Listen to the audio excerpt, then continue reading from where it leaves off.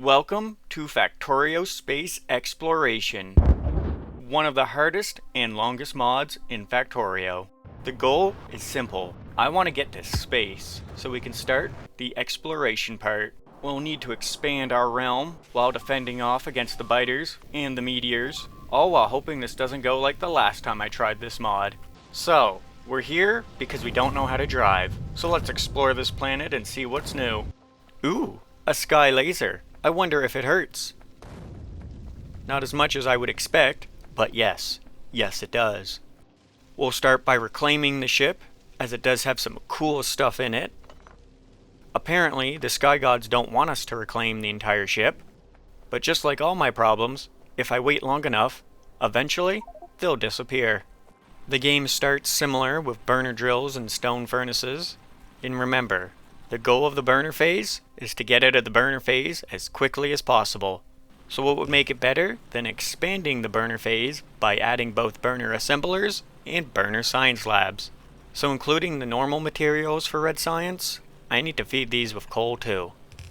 We'll connect both copper and iron to the assemblers, and have the iron on the top of the belt so we can have coal on the bottom. A great idea that I will definitely use. Look at that. Full burner setup. Brings a tear to my eye. Might be from all the pollution in the air from these dirty machines. I may be an ecological terrorist. The burner machines even have their own color, which is kinda neat. Still can't wait for this phase to be over though. And to speed up the process, I'm gonna need a lot more burner assemblers, making red science. At the moment, I'll feed them all by hand. I could automate that, but I'll just do it later, probably. Then place down the burner labs, which also need more coal. This kind of feels like the Industrial Revolution, except I don't have anyone dying from black lung, or due to unsafe work conditions. Or at least yet. Some of the native population may be already experiencing black lung for the first time, and that may be a problem, especially if they hit me with an OSHA violation. But the game gives you a little help at the beginning by giving you a big blue biter, or BBB for short. Actually, I could just manually dump the coal on the belt. Yeah, that works.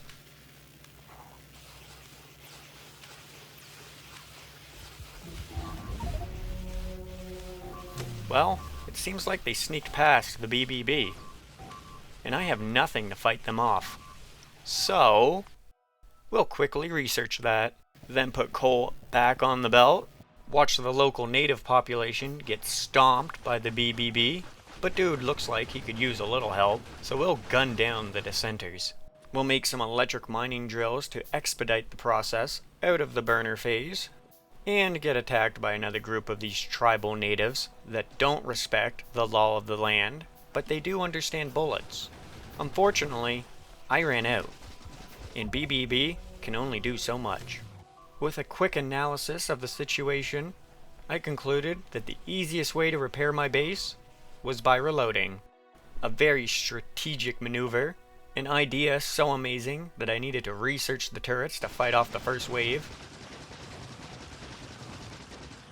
and place the coal on the belt. Again, with every reload, I learned something new. The first one, I learned I should probably place down defenses if I'm emitting mass amounts of pollution into the local neighborhoods. This time, I learned I need to erect walls and turrets to keep said local neighborhoods away from my stuff. And we get to make electric mining drills, once again, fend off another wave of these bloodthirsty hoodlums that want me gone, and then a second one. We have finally made electricity. Call me Benjamin Franklin with this discovery. This is a burner turbine generator, which works at 85% efficiency. In other words, 15% of the coal goes to waste. But the building that's feeding it is called a fuel processor, which gives a 10% bonus. So it's technically 94% efficient, though that's still not 100%, but it is better than 85%.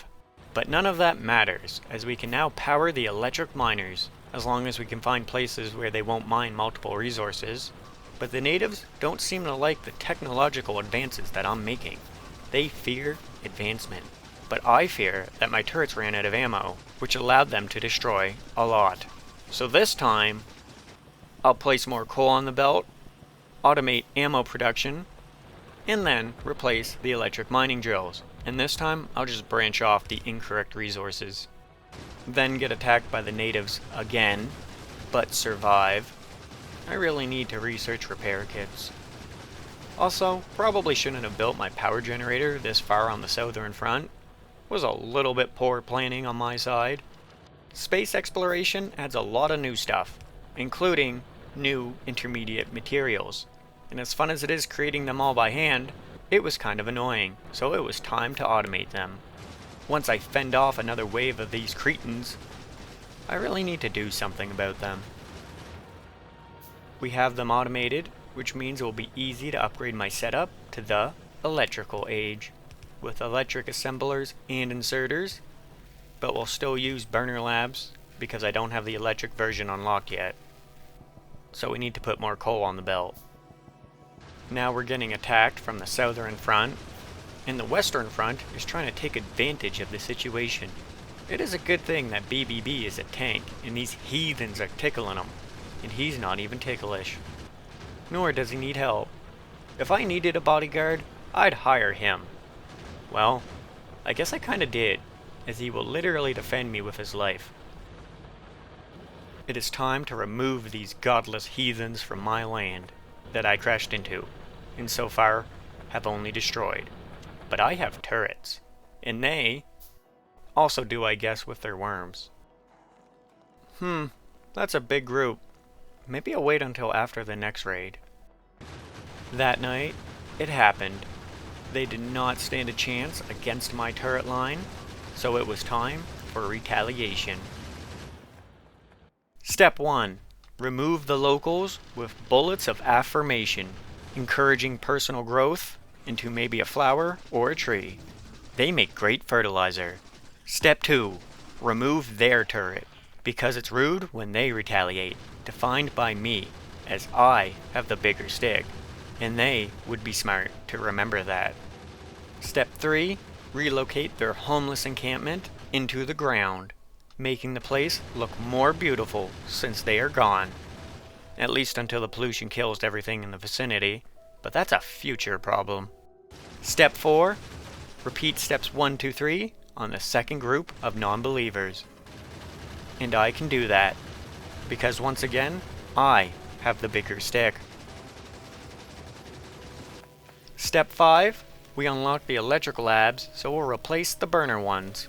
And this is an important point in time, as it is officially the end of the burner phase, and the biter attacks, at least for now. But this now means I have to automate green science. Green science still takes both yellow inserters and yellow belts. However, both have different recipes. And no, neither recipe was made simpler. They're both more complicated, and I don't know why. Now we just need to add iron and copper, and remove this belt that was supposed to be feeding my burner machinery coal. Another problem that I outweighted. Now we have green science automated. Kinda. It's a little slow. Yeah, that should speed it up. And in case you're wondering, this is how much stuff we're gonna have to research, with a bunch of new science added into the mix that we'll have to get from faraway planets to eventually win the game. Kinda. We finally unlocked the research to create steam power, and this is very nice as we're gonna need a lot of power. And it would be pretty good if 15% of my coal didn't get consumed by the ethos.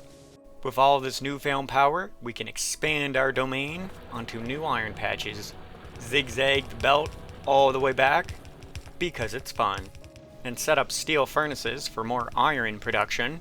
Usually I don't use steel furnaces, because once I upgrade to electric furnaces, you can't do anything with them. But in space exploration, part of the electric furnace recipe are steel furnaces, the plural of furnace. Probably. So if I need to make them anyways, then why not?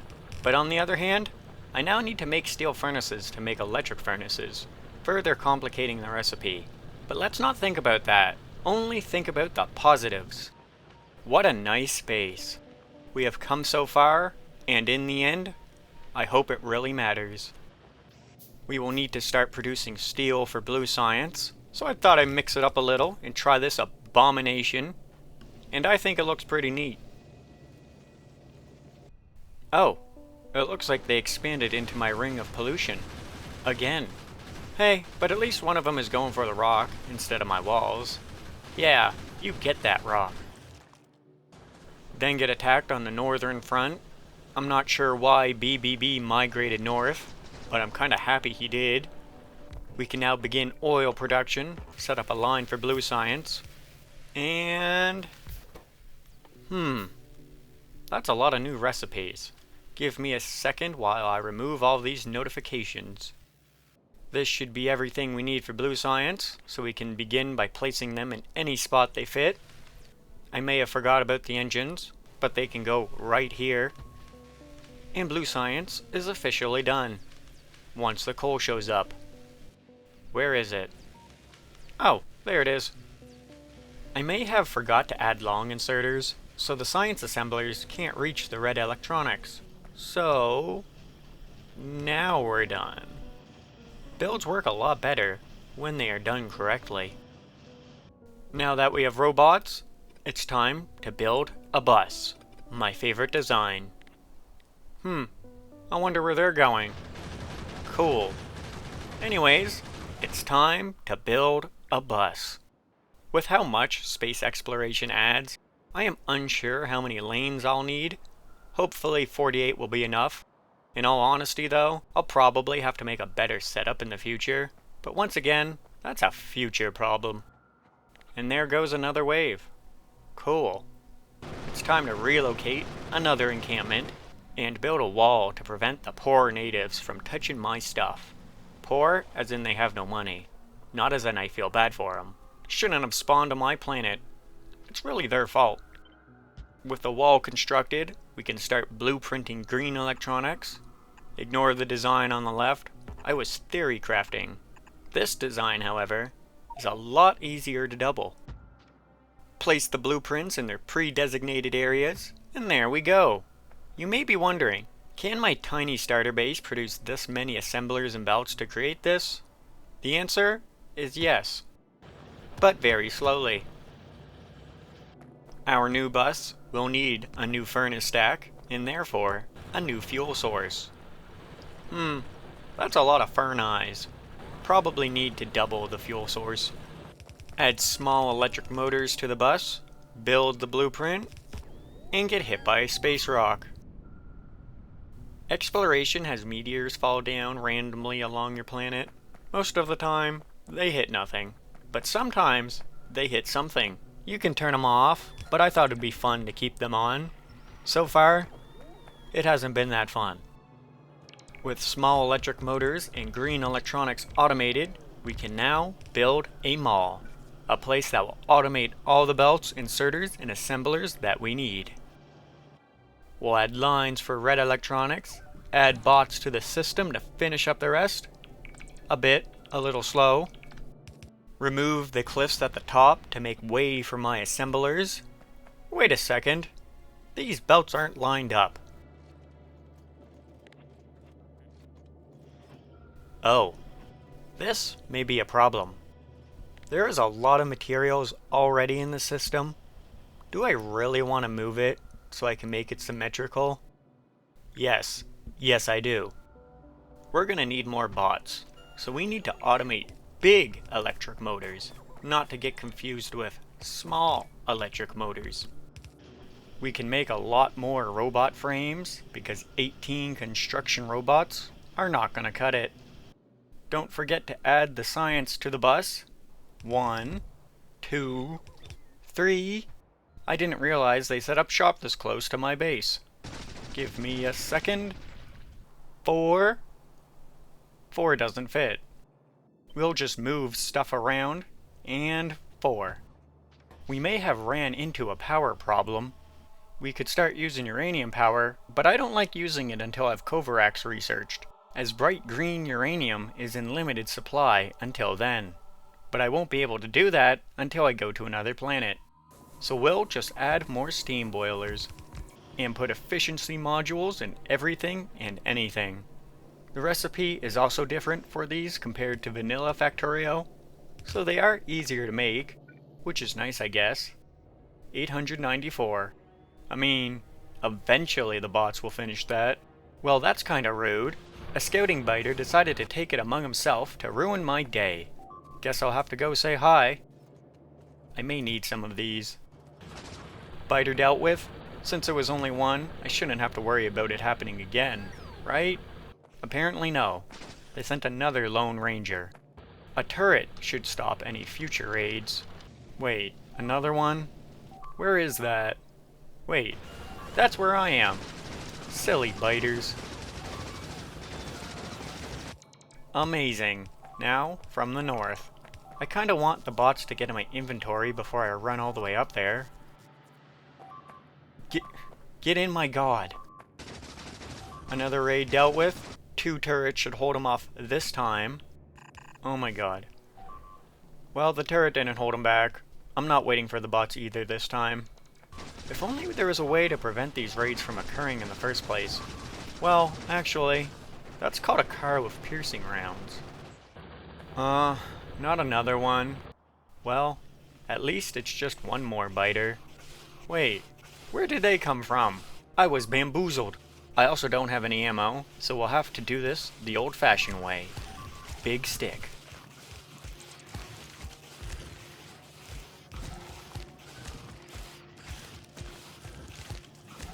I made a tank, and remember, tank shells are expensive. Repair packs are not that expensive, and I have a leg up against these biters as they're still pretty tiny, making great ramming targets. If they didn't want to get rammed, why so rammable? I don't think that came out right. We'll go on an incursion on the Eastern Front, committing a mass extinction event, and build a wall to prevent them from coming back. I feel slow when I walk, so I decided, let's pave the world. Yeah, this is a terrible idea. You can tell by the 3K bot notifications. By the way, they have a lot more errands than 3K, but it seems to cap out at that. Oh, what the hell. I just finished repairing that from the biter attack. Now you get to watch the lone bot repair everything by himself, because he stole all the repair packs like a greedy little bastard. Oh, that was the only repair pack. I need more. It is time to make rocket science. This looks easier than it actually is. Speed modules and electric furnace. Yeah, whatever. Easy. Satellite telemetry. Telemetry? Telemetry. Satellite telemetry. You get that from launching a rocket with a satellite. So we need to launch a rocket to progress. A rocket part is not cheap, and neither is the satellite. And we will need these resources forever, so we're going to be adding them to the bus. 1, 2... I thought it would be cool to outline the areas where I want buildings with hazardous concrete. And I think I was right. What? Are you serious? The first thing to hit my northern wall was a space rock. What are the odds? Ooh, another meteor. Oh, another meteor. Whatever, doesn't say anything was destroyed. 3, 4. With everything automated, the rocket is built in no time. Wait, I ran out of fuel. Yes, I am hand-feeding this. I do plan on moving it later to a better position, but I just wanted to launch a rocket first. And there's our first rocket. This is exhilarating. Now we get to launch this bad boy into space. What the? Oh my god, give me a second. Now we get to launch this bad boy into space. We send this vanilla-looking rocket away, and wait for the space gods to give us the reward we deserve. In Base Factorio, this is where the game would end. In space exploration, this is just the beginning. That was supposed to land in the cargo pad. Why didn't it? Oh, oops. We'll pick that up, and there we go. It's in the cargo pad. Ooh, a resource cache with requester chest. I also need to go into space to unlock those. I just realized we unlocked my favorite feature of space exploration. We can now look at the entire map from the map view. it will be significantly easier to find the choke points. I didn't want to find that base, because now it can start expanding. But there is another cool feature this mod has. I can't access the star map yet, so maybe I can't do that yet. Damn. We also have telemetry, so we can now create rocket science. Exciting. That's kind of rude. It is a good thing though that for some reason they all decided to target the same belt. Really minimizes the damage done, though I wish I could say the same about my furnace stack. I can use the map view to see where they are all coming from, and apparently it's a singular spawner. Neat. We can test out the new railgun, to which I would say it railed that spawner. With the requester chests I got from the cache, I'm not going to use them, and instead manually fill the iron chests with the required resources. Why? It was because I was worried it would build too many robot frames, but I could have easily limited that. So actually, I'm just an idiot. I have automated rocket science, and eventually we'll start producing it through trickle economics. And it is trickle economics because I am producing barely any electric ferni, because I have no heat shielding, because I have no sulfur, because I have no petroleum. So we're going to expand our oil production with this extremely condensed design, and that's because I wanted to see how condensed I could make it. Not because this design is good. Once I have beacons unlocked, I'll need to remake this. That's a lot of different beacons. Oh neat, another gaggle of ghouls. I think it's time to build the southern wall. I'm sick of these natives from coming into my land and touching my stuff.